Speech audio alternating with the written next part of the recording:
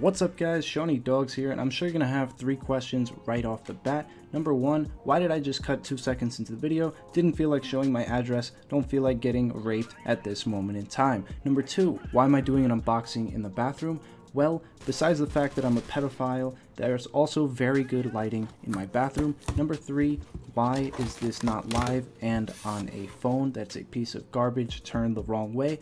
Well, my phone has terrible audio. I like to throw it back to the nice 2004 unboxings where this is what they all looked like. So here we got it, starting off with a nice beautiful box, has some good weight to it, a nice feel. Had no idea how to get it open after I took this stupid plastic thing off. Turns out there were 2 more of these on the bottom, so it took a little while to get this open.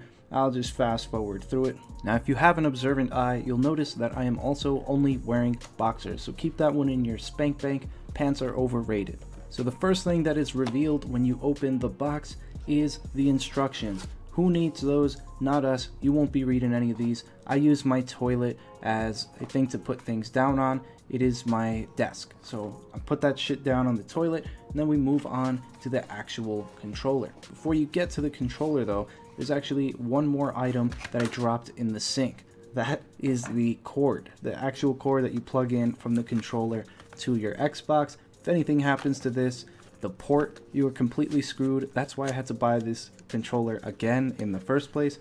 I dropped the controller right where the port connects, fucked up the port and the controller itself. So this thing, this is your lifeblood. You don't want anything to happen to it. So you go ahead, you open your controller case. Feels very, very nice. I don't know, it's some really nice material, like some leather, synthetic sort of feel to it. So you open this bad boy up. This Elite controller weighs about 2 to 3 times more than a normal controller. It's got a lot of hardware. It's got the paddles, the whole 9 yards. You'll see there on the bottom, it actually comes with an extra D-pad, the normal one. I don't know, I prefer the disc, it's pretty nice. And also more like different sticks. They have like a cone stick, like one's concave, one's convex. And the only thing you'll want to change about this beautiful controller is the paddles. Everything else is perfect. What I like to do is these 2 paddles here at the bottom, they're a little bit too long. They get in the way, you accidentally press them. So I just take them off completely, which you're gonna see here now. And those 2 small paddles that are at the top, I put them on the bottom because the ones that are on the bottom, those are the ones you'll be pressing with your middle finger. So I only use the one on the left for my A button and the one on the right for my Y button. This is obviously referring to Xbox controls, but you can also use this on the PS4, which is what I do.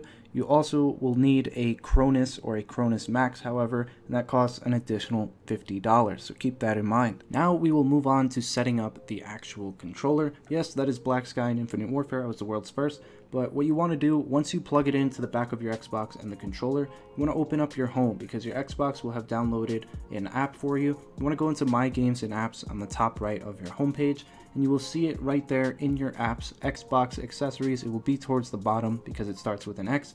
And this is the COD settings, the settings that I use. I named it COD Jump Shot. You won't have this configuration. You'll have to go into new configuration, name it, and change everything yourself. So you see the main things that I changed were the left and right triggers. It's 0 to 1. What that means is the instant I barely put any pressure on the controller, meaning 1, like out of 100, it will press the thing down fully. It will be as if it's fully pressed. So whenever I barely graze my trigger, it will start shooting. The other things are, the only things I did was assign that left paddle to the A button and the right paddle to the Y button. Now the traditional pro setup is instead of the Y button being there, it will also be on the left side, and X and B will be on the right. X will be on the top right and B will be on the bottom right. But I don't use that setup on this controller. I feel like those 2 other paddles, the big ones, are a little too sensitive. You don't really need to be meleeing or reloading a lot, or at least on the fly where you would need to take your fingers off of the face buttons. It really doesn't make a difference as long as you're not playing like extreme competitive, like actual professional Call of Duty or another video game. You won't need to be using that. So the setting that I use is more than enough to get you started. You won't need to change it ever after, and I do have a second setting for Rocket League Not that that matters or anything, but once you're done with your configuration, you save your configuration, and then you can save it to slot 1 or 2. There's a toggle in the middle of your controller. When it's on the left, that's slot 1. It's right is slot 2, and you don't want to mess with any of this stuff. You could change like your stick sensitivity.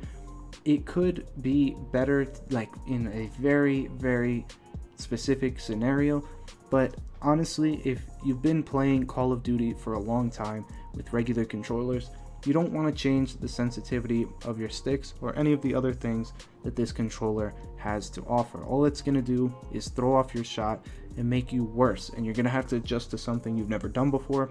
Now obviously you'll want to turn your vibration all the way off. Any pro player will tell you this. If you have vibration and you're trying to aim, it throws off your shot whether you realize it or not. So once you turn it off, you will have to get used to it. It will feel weird at first, but it will improve your shot. You can also change the brightness of your Xbox button, but if that really affects you so much that you feel the need to change it, you've got loads of other issues besides jump shotting on COD. But anyways, those are all of the good settings. Don't be that guy that changes the way that all the buttons are mapped. That's not going to help you. You're going to see that in a second. You can literally change everything. You can change your triggers to the D-pad. You can change clicking your left stick to a paddle. A bunch of things that don't make sense. Don't make some really weird custom setup that only you know how to use.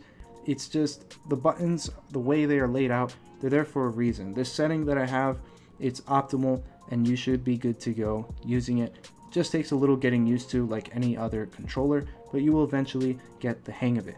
Now, the one thing I did forget to mention is the trigger stops on the back of the actual controller. They only have an up position and a down position.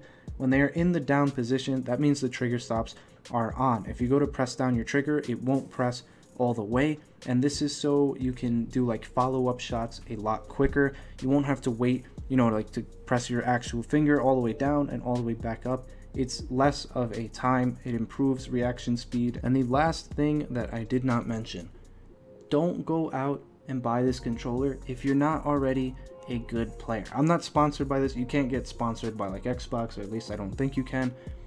I played Call of Duty for many years. I never had a Scuf controller. It really is not worth it unless you want to take your game to the next level, but you have to already be good. If you're not good at the game, getting this controller isn't all of a sudden going to make you a better player. You're still going to have the same gun skill. All you're going to be able to do is jump while you're shooting and do some cool YY reload cancels really fast in the middle of gunfights in the air. But this adds a whole nother layer of complexity to the game. If you're not already a good player to begin with, it will be extremely overwhelming. You won't really be able to adjust. It'll be too much to take in.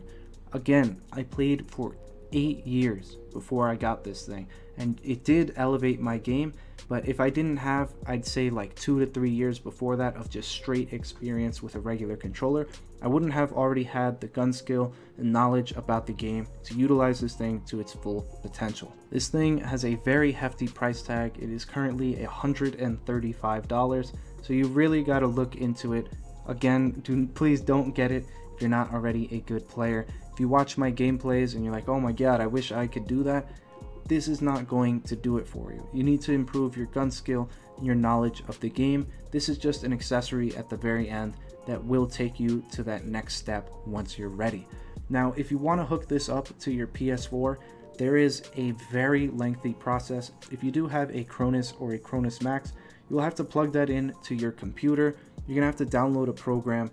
This took me like hours. You will have to run scripts.